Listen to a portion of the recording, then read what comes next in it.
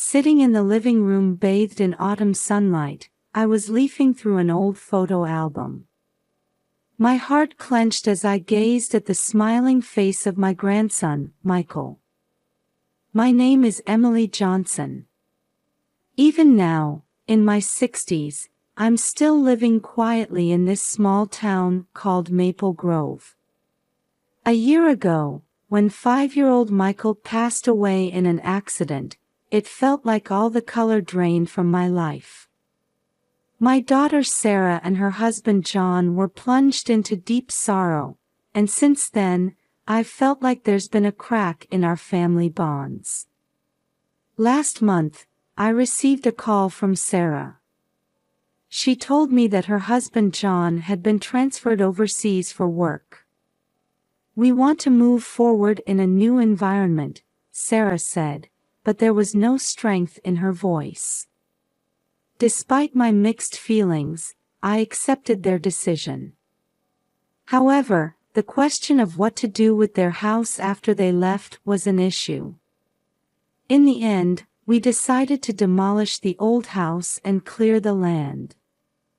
Letting go of that house filled with memories was painful, but I suppose that's just part of life.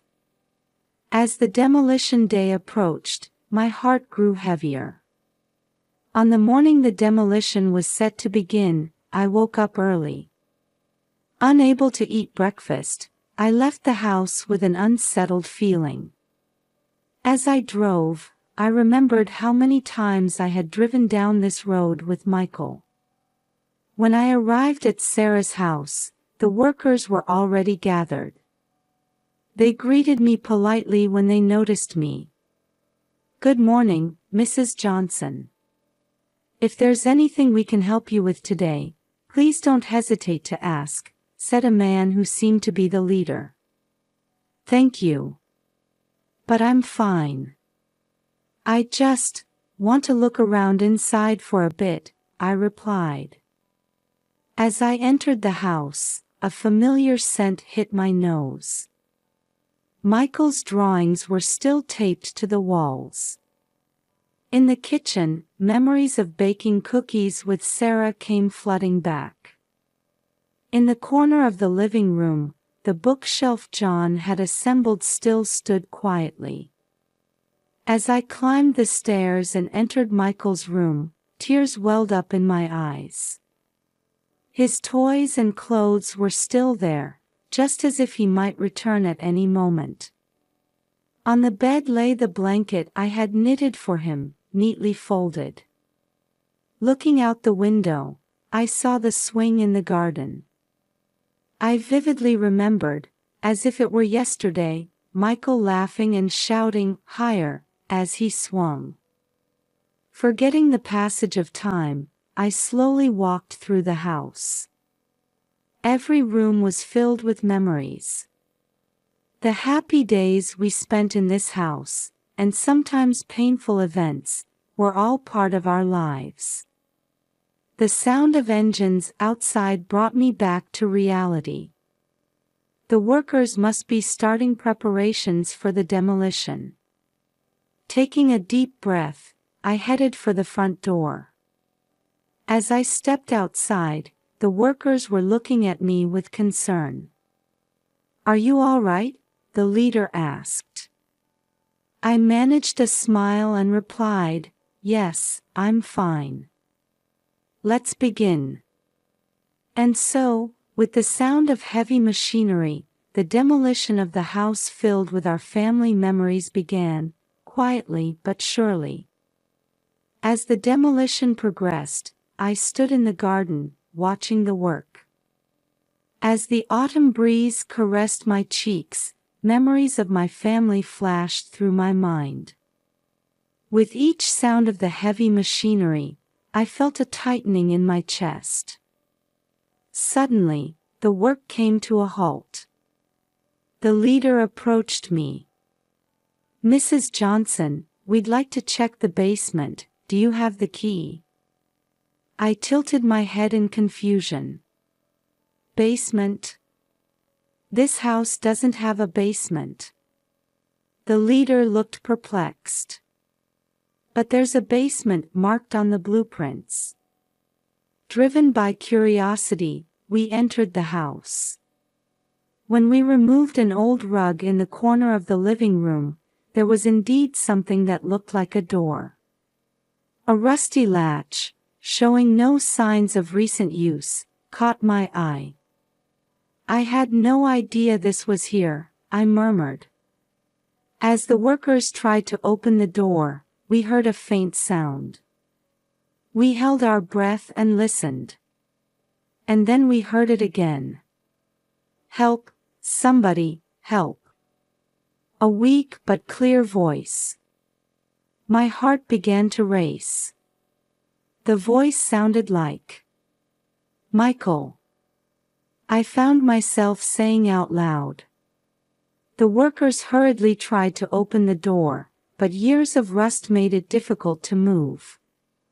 While the leader ran to get tools, I pressed my ear against the door. "Michael? Is that you?" "It's Grandma." There was no response, but I could hear faint noises. My hands were shaking, and cold sweat beaded on my forehead. When the door finally opened, a damp smell wafted out. The beam of a flashlight illuminated a dark staircase, and we slowly descended. The basement was larger than expected, with a small room at the far end. That door too was tightly shut. "Michael? Are you in here?" A weak reply came. "Grandma." The moment I heard that voice, tears streamed from my eyes. As the workers opened the door, a small figure was visible in the dim corner of the room. The face illuminated by the flashlight was undoubtedly my grandson, Michael. Though emaciated and pale, he was unmistakably alive. "Michael!" I rushed over and held him tightly. Michael clung to me with his weak arms. "Grandma." I was so scared. His trembling voice nearly tore my heart apart. Joy, anger, relief, and anxiety, a flood of emotions washed over me. "It's okay now. Grandma's here with you." As I cradled Michael, I steeled my resolve. To uncover the truth and protect Michael, that was the only thing I could do now. When I brought Michael above ground, the autumn sunlight illuminated his pale face. I quickly fetched a blanket to wrap around him and asked one of the workers to call an ambulance. "It's all right now, Michael. You're safe," I whispered as I held him close. Michael nodded weakly, still trembling in my arms. His body was emaciated, his hair unkempt, and dark circles had formed under his eyes. While waiting for the ambulance to arrive, I also contacted the police. After briefly explaining the situation, they promised to dispatch officers immediately. As the paramedics were performing an initial assessment on Michael, I dialed Sarah's number with shaking hands. After several rings, Sarah's voice came through. "Mom? What's wrong?" Taking a deep breath, I began to speak. "Sarah, listen. We've found Michael." I heard Sarah gasp on the other end of the line. What did you say?" "It's Michael. He's alive. We found him in the basement of your house." After a long silence, Sarah broke down in tears. "No, that can't be true." "It is. The ambulance is here now. And the police." Sarah's sobs intensified, and the call disconnected. A few minutes later, I received a call from John. His voice sounded calm, but there was an undercurrent of tension. Emily, is what we just heard true?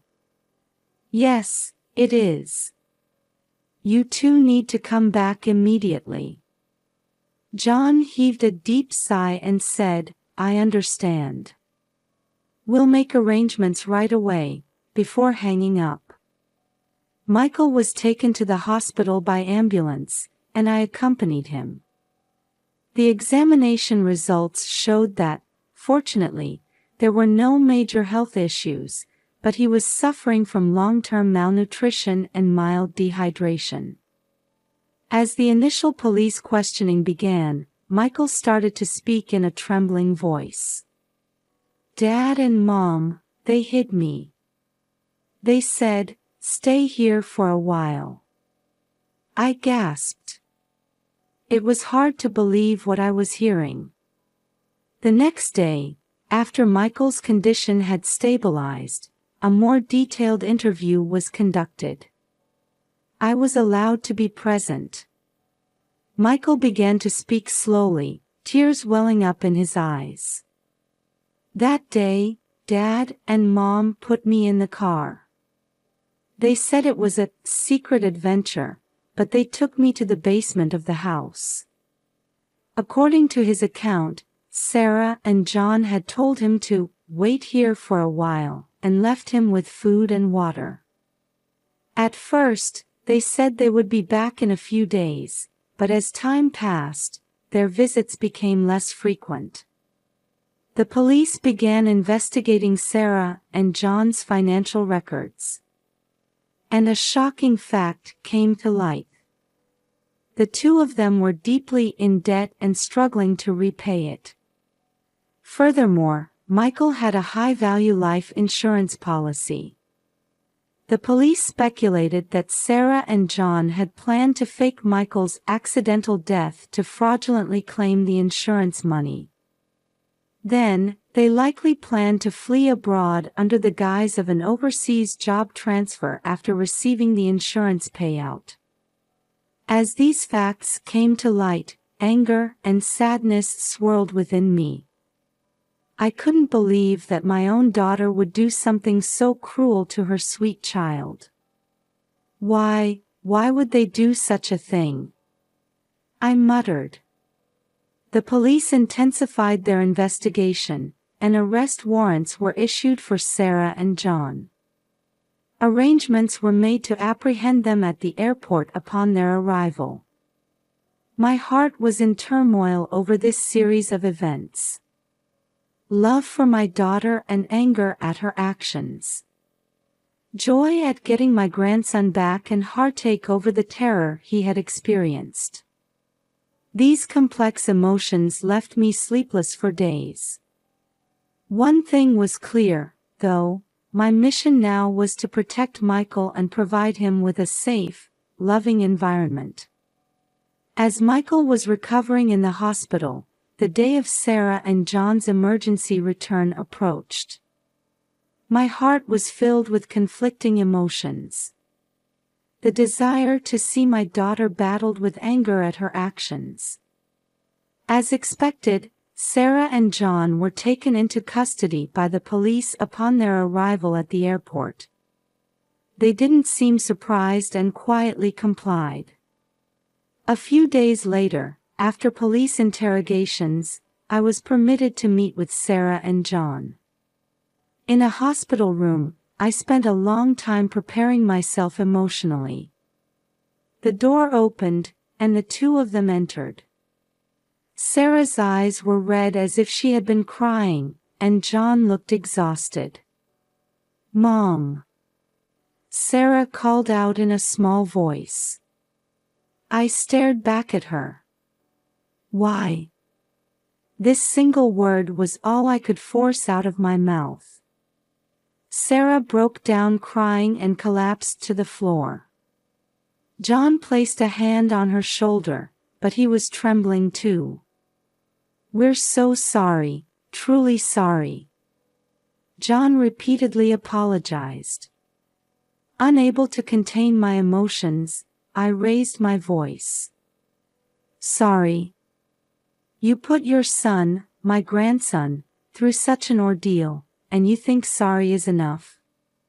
Sarah raised her face and began to speak through her tears. We were hounded by debt. We lost our minds. We thought Michael's insurance money would solve everything. For money. You sacrificed your own child." My voice shook with anger. John cut in. "At first, we really meant it to be just for a few days. But once we told the lie, we couldn't turn back." I let out a deep sigh. "Do you have any idea how much fear and pain you've caused Michael?" At that moment, there was a knock on the door, and a nurse brought Michael in. The atmosphere in the room instantly froze. When Michael saw his parents, his body stiffened. Sarah and John tried to approach their son, but Michael hid behind me. "Michael. I'm so sorry," Sarah said, crying. Michael remained silent, clinging to me. Feeling his small body tremble, I embraced him protectively. John knelt down, lowering himself to Michael's eye level. "Son, Dad, and Mom made a terrible mistake. We're so sorry for hurting you." Michael finally looked up and said in a shaky voice, Don't leave me again." At those words, everyone in the room broke into tears. Sarah and John bowed deeply, acknowledging their crime and stating they were prepared to accept any punishment. At this moment, while the family bonds weren't completely repaired, it felt like a small step towards healing had been taken. Sarah and John's trial shocked the local community. They were charged with child abuse and insurance fraud, and ultimately received prison sentences. During the trial, the details of their plan were revealed. "We intended to rescue Michael before the house was demolished," Sarah testified tearfully on the stand. "But we had to leave the country earlier than planned to escape from debt collectors." John added, "We thought no one knew about the basement. We planned to come back before the demolition, but..." Their words left the courtroom silent. The foolishness of their plan and their sense of regret were painfully clear. After the sentencing, I applied for custody of Michael. The court quickly approved, and Michael was officially placed under my care. As our new life began, Michael slowly started to regain his smile. With the support of a psychotherapist, he's facing and trying to overcome his past trauma. One evening, while having a barbecue in the backyard with Michael, he suddenly hugged me. "Grandma, thank you," he whispered. I hugged him back tightly. "Michael, having you here makes Grandma so happy." At that moment, tears welled up in both our eyes. They weren't tears of sadness, but of new hope and joy. Sarah and John are participating in rehabilitation programs in prison, deeply reflecting on their actions. During visits, they repeatedly offered heartfelt apologies to Michael. While Michael isn't able to fully forgive them yet, he's slowly beginning to show the courage to face his parents.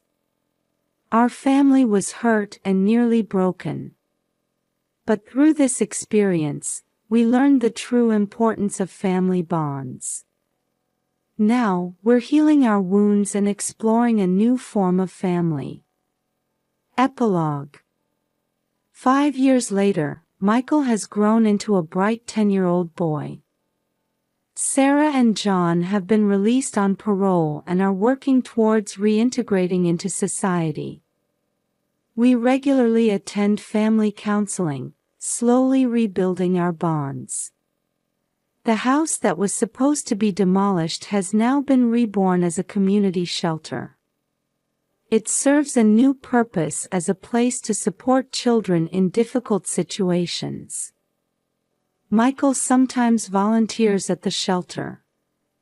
His kindness and strength give hope to many people. Our story began in despair. But now, it has become a story of hope and rebirth. Life may present unexpected challenges, but I believe that with love and